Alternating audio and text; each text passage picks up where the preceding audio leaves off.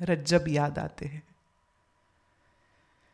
रज्जब इसलिए याद आते हैं कि रज्जब अपने गुरु के संग रहे, छोटी ही उम्र के थे, आते थे।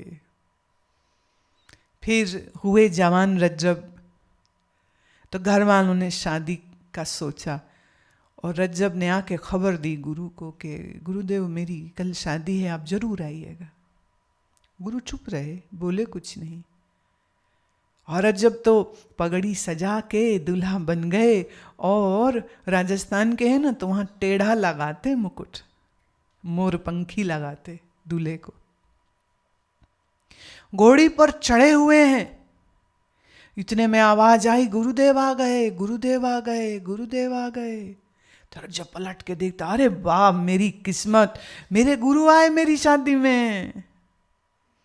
गुरुजी पधारे, ना इधर देखा ना उधर देखा, ना किसी से बोले, ना किसी का प्रणाम लिया, ना कुछ कहा, सीधे जाके घोड़ी की लगाम पकड़ी, रज्जब के साथ आंख मिलाई और उसको कहते हैं, रज्जब तैने गजब किया, सर पर बांधे मोर, आए थे हरि भजन को, बीचई माया ठौर।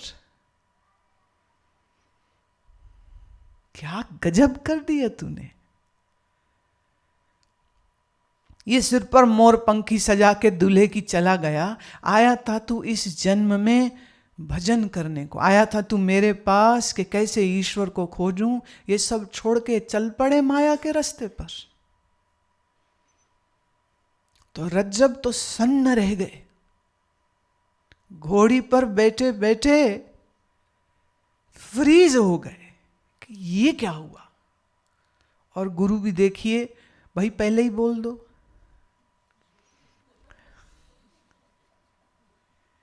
ये क्या समय है कहने का। इतनी बात कह के गुरु चले गए।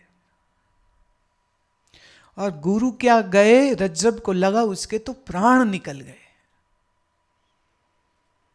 तो झटपट घोड़ी से उतरे और सिर से वो पगड़ी और मोर पंखी उतार फेंकी, और जैसे कोई पागल हो जाए, दीवाना हो जाए, ऐसे वो पीछे गुरु के लगे भागने।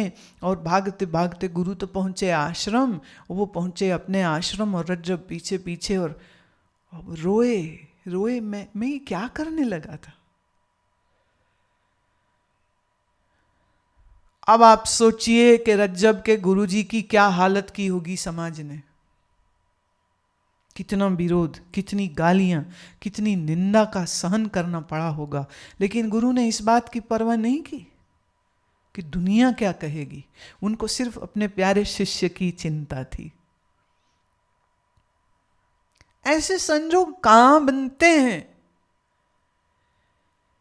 कि शिष्य भी मन का साफ हो और गुरु की निगाहों में वो प्यार और मोहब्बत का संबंध बन जाए, और मन रहे निष्पाप, और संसार की आसक्तियां भी पड़ी ना हो। तो ऐसे मन को ज्ञान कराना ज्यादा आसान है। अच्छा भाई, हो जावे ज्ञान तो फिर करो जो करना है। अब ज्ञान तो हुआ नहीं, ये किधर चले। तो रज्जब फिर वहीं रहे। ऐसे मुस्लिम घर में जन्मे थे और गुरु हैं हिंदू। पहले ही बड़ा विरोध था इस बात का, पर वो वहीं रहे। फिर एक समय आया कि गुरु का शरीर चला गया, जाना ही है, कोई भी शरीर सदा तो नहीं है ना। तो जब गुरु का शरीर छूटा तो रज्जब तो रोए नहीं, आंख से आंसू ही नहीं आए, बस ऐसे देखे जा रहे हैं, गुरु के देह को देखे जा रहे, त्राटक हो गई।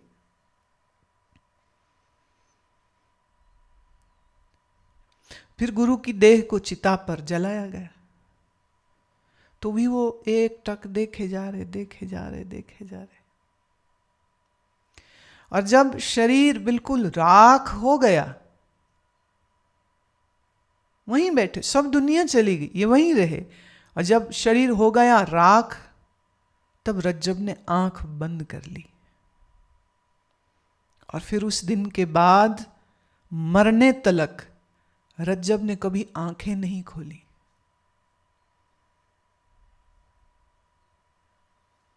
और सब कहते ये दुनिया ईश्वर की है, प्यारी है, आंख खोल देख।